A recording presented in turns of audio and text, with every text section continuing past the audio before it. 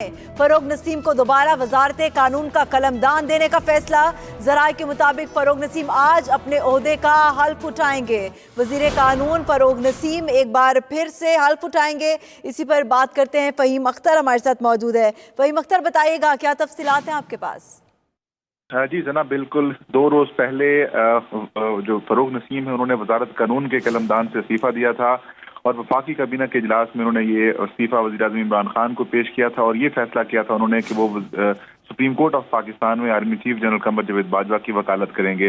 तो army chief general Qamar Javed Bajwa की जो तौसी है 6 माह की उनकी मुद्दत मुलाजमत हुई, उसका आज सुप्रीम कोर्ट ऑफ पाकिस्तान से फैसला आ गया है। तो अब वज़ीर आज़म इमरान खान ने एक बार फिर फैसला किया है कि फरोग नसीम को दोबारा वफाकी काबीना का हिस्सा बनाया जाएगा और वजीर कानून का कलमदान उनको दिया जाएगा।